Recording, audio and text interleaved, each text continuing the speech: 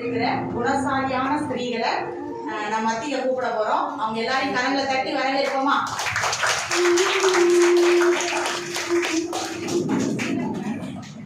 அனிதாக்கா,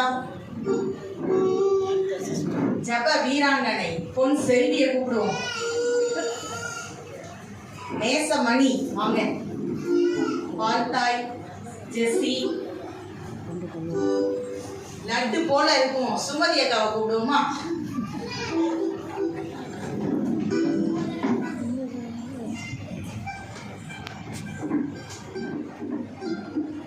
இவங்க எல்லாரையும் எதுக்கு கூப்பிட்டுருக்கேன்? ஒரு இன்டர்வியூக்கு. அப்படிதானே? இவங்கள்ட்ட 4 கேள்வி நறுக்குன்னு கேட்கணும். அப்படி உங்களுக்கு மனசுல தோணுதா? இல்லையா? நமக்கு தோணும்ல. யாரையாவது பார்த்தா 4 கேள்வி நறுக்குன்னு கேட்கணும். அப்படிலாம் யாரையும் பார்த்து கேட்காதீங்க. நம்மளாம் யாரு? புத்தியுள்ள ஸ்திரீகள், குணசாலியான ஸ்திரீகள். ஆனா இவங்ககிட்ட நான் கேட்பேன், கண்டிப்பா கேட்டே ஆகணும்ல. அதனால இவங்ககிட்ட ஒரு 4 கேள்வி கேட்க போறேன். அந்த 4 கேள்விக்கு புத்தியுள்ள ஸ்திரீகள், குணசாலியான ஸ்திரீகள் எப்படி பதில் சொல்றாங்கன்னு பார்ப்போம். அந்த கேள்வியை நீங்களும் உங்கள்கிட்ட கேட்டுக்கோங்க. நம்ம எப்படி இருக்கிறோம்? அதை விட முக்கியமா பரிசுத்த வேதாகமோ நமக்கு என்ன கற்று தருது அப்படின்னு சொல்லி பார்ப்போம். சரியா? முதல்ல கேள்விக்குள்ள போயிடலாமா? சரி, முதல்ல அனிதாக்கா அனிதாக்கால இருந்து ஆரம்பிப்போம். அனிதாக்கா, சொல்லுங்க, உங்களுடைய ஆவிக்குரிய ஜீவியத்துல நீங்க எப்படி இருக்கிறீங்க? ஜெபம், வேத வாசிப்பு எப்படி இருக்குது? சொல்லுங்கக்கா. சிஸ்டர், நான் தினமும் காலையில 4 மணிக்கே எழுந்துருவேன் சிஸ்டர். டெய்லி 4 வேளை வேதம் வாசித்து ஜெபம் பண்ணுவேன். 4 வேளை ஜெபம்? ஆமா சிஸ்டர். ராணியெல்லாம் 3 வேளை தான் ஜெபம் பண்ணுவாரு.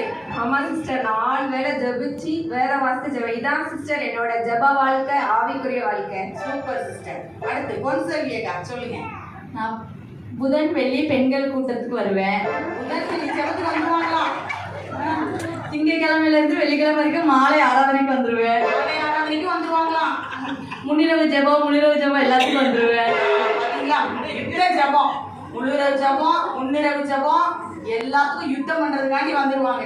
அப்போ பைபிள் வாசித்து ஜெபம் பண்ணுவோம்ல, அது போதுங்கிறதுனால அவ்வளவுதான். அது போதும்பா, எல்லா ஜெபத்துக்கும் நான் வந்துருவேன். பார்த்தாயக்கா, சொல்லுங்க. அட என்ன சிஸ்டரா சொல்லுது, பெருசா சொல்றதுக்கு ஏன்டா ஒண்ணுமே இல்லை. அதாவது காலையில எந்திரிச்ச உடனே நேராக கிச்சனுக்கு தான் போவேன். போய் என்ன சமையல் பண்ணலான்னு சொல்லி பண்ணி கடன்னு முடிக்கணும். பார்த்தீங்களா, பிள்ளைகளை பார்க்கறதுக்கு பிள்ளைங்களுக்கு என்னென்ன ருசியான ஆகாரம் கொடுக்கணுமோ அதெல்லாம் ரெடி பண்ணிட்டு வீடு கிடலாம் தூத்து நல்லா தொடச்சி பிறகு எடுத்துட்டு ஆற்றுல போய் மொதல் இடம் பிடிக்கணும் பாருங்க. பெரிய வேலை. அவ்வளோ துணியை துவைச்சி அள்ளி கொண்டு ஓட்டை அள்ளி வீசி காய போட்டுட்டு உட்காரதுக்கே நேரம் பத்தலை. அது கரெக்டா சாப்பிட 2 மணிக்கு ஃபிளாட் ஆயிடுவேன்.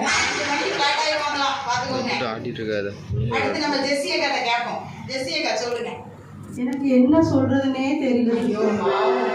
2 சின்ன பிள்ளைங்களா, அதுகளை சமாளிச்சு ஸ்கூலுக்கு அனுப்புறதே பெரிய வேலையா இருக்கு. அதனால ஜெபங்கிறது ஒண்ணு இல்லை சிஸ்டர். குழந்தை வேணும்னு மணிக்கணக்கா ஜெபம் பண்ணி இப்ப பிள்ளை பிறந்த பிறகு என்ன ஆயிடுச்சு? ஜெபமே முடியல. என்ன சிஸ்டர்? அடுத்து நம்ம நேசமணியை கேட்போம். காலையில் 5 மணிக்கு எழுந்துனா ஆன்லைன் ப்ரேயர், எல்லா ஆன்லைன் ப்ரேயர் அட்டன் பண்ணிடுவேன்.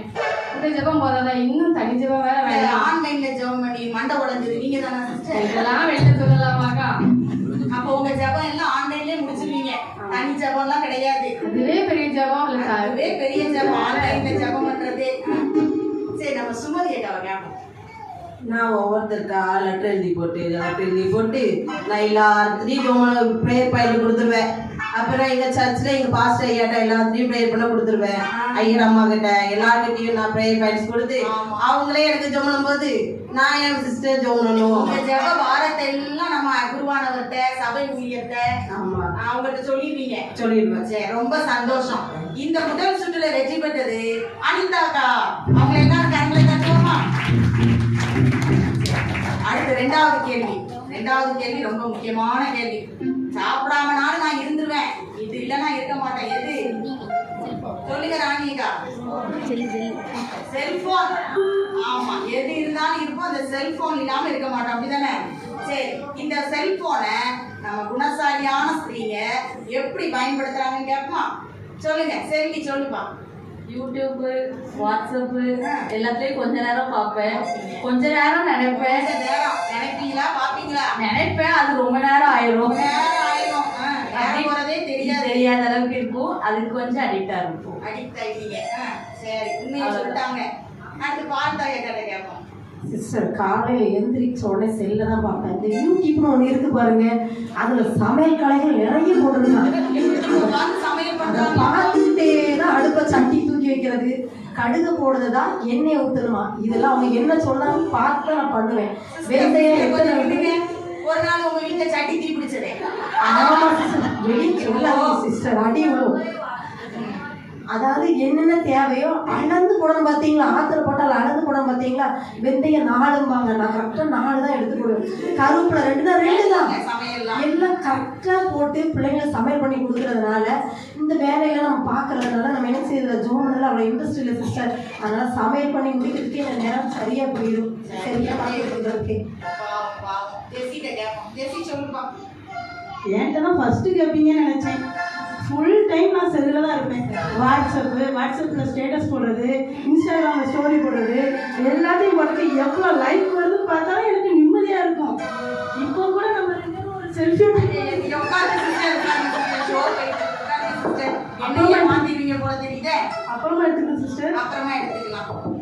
நேசமணி சொல்லுங்க, நீங்க செல்போனை எப்படிலாம் பயன்படுத்துறீங்க? அலாரம் அடிச்சாதான் எந்திரிக்கவே செய்வேன். அது எதுல செல்போன்? செல்போன்ல வேற அடிக்க போகும், அந்த காலம் போச்சு. அலாரம் அடிச்சோடனே செல்போனை திறந்து வாட்ஸ்அப்ல யார் மெசேஜ் பண்ணியிருக்கா, இன்னும் ரீப்ளே பண்ணணும், எல்லாம் குட் மார்னிங் அவ்வளோ வரைக்கும் போட்டுட்டு நைட்டு குட் நைட் போடுற வரைக்கும் செல்போன் தான், வேற எதுவுமே கிடையாது. சுமதி அக்கா சொல்லுங்க. நானா சிஸ்டர், எனக்கு செல்லே பிடிக்கவே பிடிக்காது. நான் வந்து செல்லை அப்பப்போ தேவைக்கு யாரும் ஃபோன் பண்ணா முக்கியமான மெசேஜ் மட்டும் பார்த்துருவேன்.